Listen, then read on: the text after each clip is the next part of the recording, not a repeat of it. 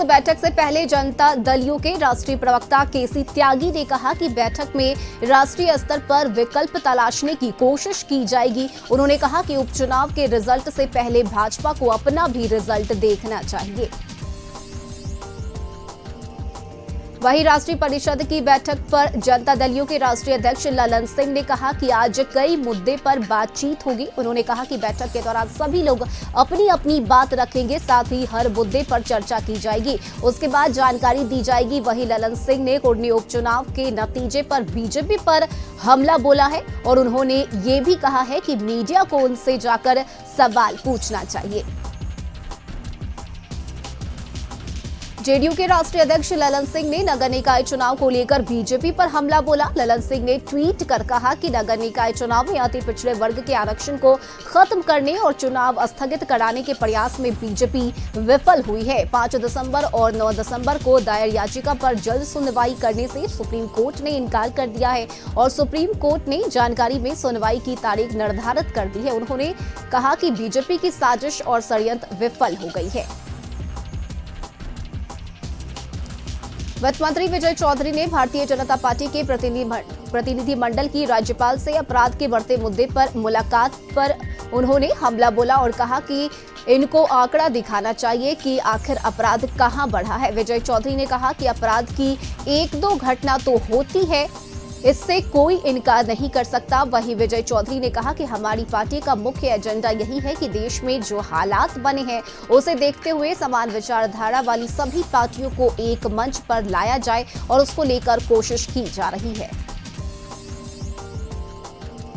उधर बैठक से पहले जनता दल यू संसदीय बोर्ड के राष्ट्रीय अध्यक्ष उपेंद्र कुशवाहा ने कहा कि संगठन के चुनाव की समाप्ति को लेकर बैठक हो रही है। उन्होंने कहा कि राष्ट्रीय परिषद की बैठक में राष्ट्रीय अध्यक्ष के निर्वाचन की भी घोषणा होगी। कांग्रेस प्रदेश अध्यक्ष बनने के बाद पहली बार अखिलेश सिंह रविवार को पटना पहुंच रहे हैं। इसको लेकर पटना की सड़कों और चौक चौराहे को पोस्टरों से पाट दिया गया है। अखिलेश सिंह के पटना आगमन को लेकर कांग्रेसी कार्यकर्ता ने स्वागत की खास तैयारी की है। साथ ही बताया जा रहा है कि अखिलेश सिंह रविवार दोपहर 12 बजे पटना पहुंचेंगे, उसके बाद वो सीधे कांग्रेस दफ्तर जाएंगे।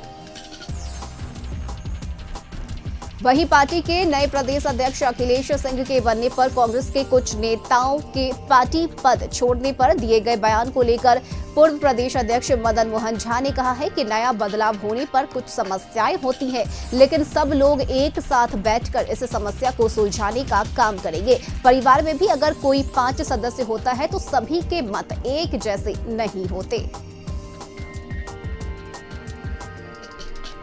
सीएम योगी आदित्यनाथ महाराणा प्रताप शिक्षा परिषद के समापन समारोह में शामिल हुए। सीएम के साथ लोकसभा अध्यक्ष ओम बिरला भी मौजूद हैं। बता दें आपको कि महाराणा प्रताप शिक्षा परिषद के संरक्षण है सीएम योगी आदित्यनाथ और इस मौके पर सांसद रवि किशन भी मौजूद थे। कार्यक्रम के दौरान सैकड़ों की तादाद में स्टूडेंट्स भी शामिल हुए। सपा नेता अनुराग भदौरिया के घर पर पुलिस ने कुर्की जब्ती का नोटिस चिपकाया है। लखनऊ की हजरतगंज पुलिस ने ये नोटिस चिपकाया है। नोटिस में कहा गया है कि सपा नेता के हाजिर नहीं होने पर उनके इंदिरा नगर इलाके में उनके घर और चिन्हट के फार्म हाउस पर कुर्की जब्ती की कार्रवाई की जाएगी। वहीं नोटिस में उसने पुलिस के हाजिर होने की बात कही है। सपा नेता अनुराग भदौरिया के खिलाफ पिछले 11 नवंबर को एक टीवी चैनल में आयोजित डिबेट के दौरान मुख्यमंत्री योगी आदित्यनाथ और उनके गुरु पर अभद्र टिप्पणी का आरोप लगा था। इसी टिप्पणी के बाद बीजेपी प्रवक्ता ने अनुराग भदौरिया के खिलाफ हजरतगंज थाने में मुकदमा दर्ज कराया था।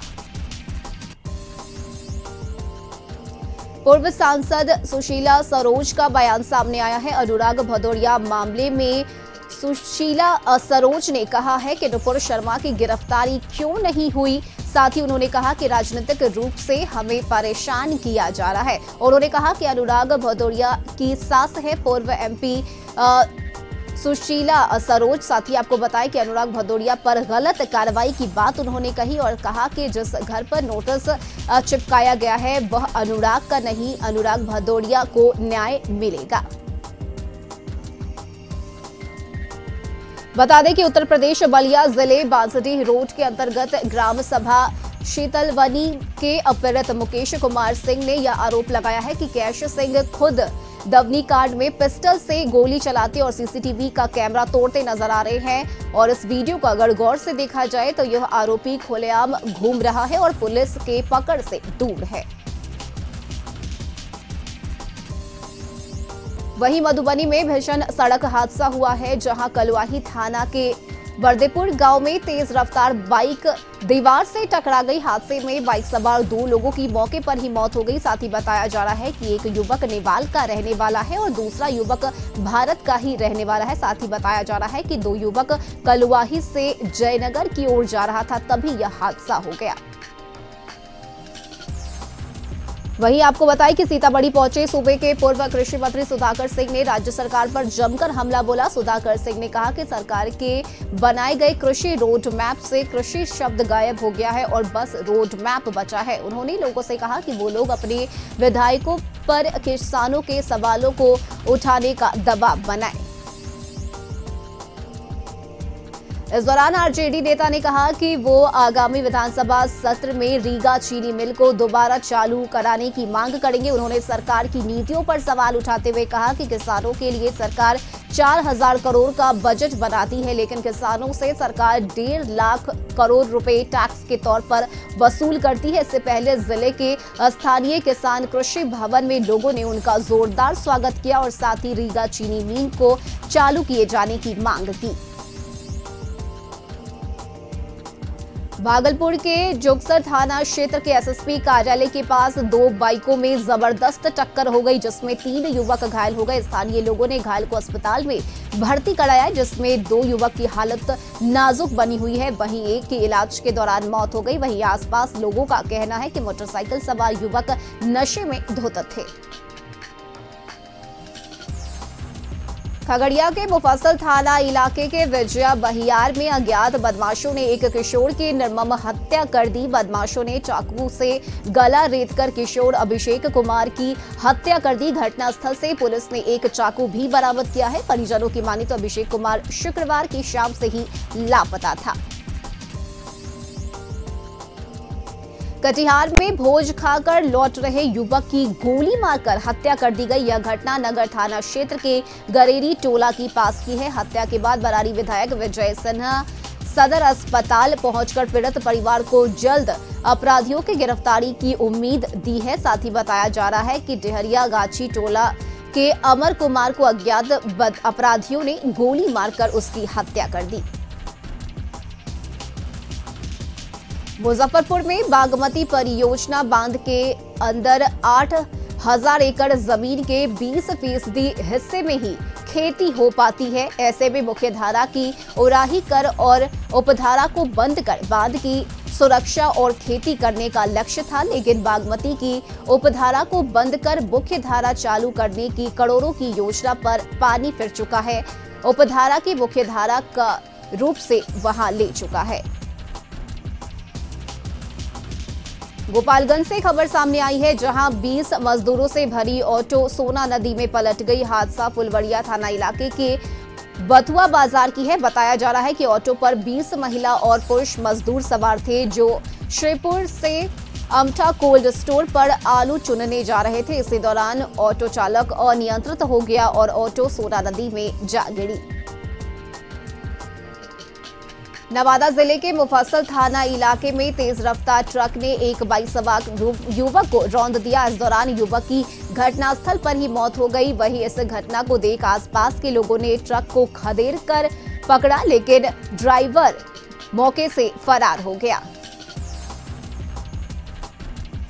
नवादा नगर थाना क्षेत्र के ननौरी गांव के पास एचपी गैस गोदाम के निकट बेखौफ बाइक सवार नकाबपोश बदमाशों ने एक कर 3 लोगों को अपना निशान बनाया। वहीं शहर में बढ़ती लूटपाट की घटना से लोगों में आक्रोश देखने को मिला।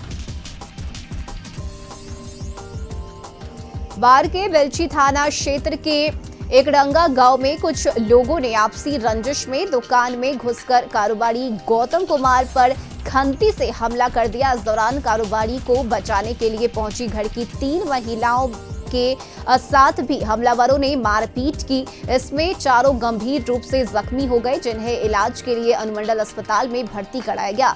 कारोबारी का कहना है कि आरोपी ने दुकान में घुसकर गाली गलौज की, मना करने पर खंती से हमला कर दिया। सामान भी जो है वो तोड़फोड़ की गई है और इस संबंध में पुलिस को सूचना दे दी गई है। बेगूसराय में ई रिक्शा चालक से बैरियर वसूली के दौरान एक बार फिर ई रिक्शा चालक की बैरियर कर्मी के द्वारा पिटाई कर दी गई। इस पिटाई से नाराज रिक्शा चालकों ने बरौनी 0 माइल सड़क को जाम कर हंगामा किया। दरअसल पुरवरिया थाना क्षेत्र के बरौनी दुर्गा स्थान के निकट बैरियर वसूली के दौरान ई रिक्शा चालक पंकज कुमार से 40 रुपए की मांग की गई, जिसका विरोध रिक्शा चालक पंकज कुमार ने किया। इसके बाद आरोप है कि इसी को लेकर चालक पंकज कुमार की वसूली करने वाले कर्मी ने बेरहमी से पिटाई कर दी। बक्सर जिला विकास समन्वय समिति की वार्षिक बैठक जिला समाहरणालय सभागार में शुरू हुई। बैठक शुभारंभ में अपने संबोधन में केंद्रीय मंत्री सह दिशा के अध्यक्ष अश्विनी चौबे ने कहा कि पहले भारत विश्व को देखता था, आज भारत की तरफ विश्व देख रहा है। भारत विश्व गुरु बन रहा है। G20 का नेतृत्व आज इसका प्रमाण है। देश के प्रधानमंत्री नरेंद्र मोदी सरकार ने देश को विश्व पैमाने पर स्थापित कर दिया है।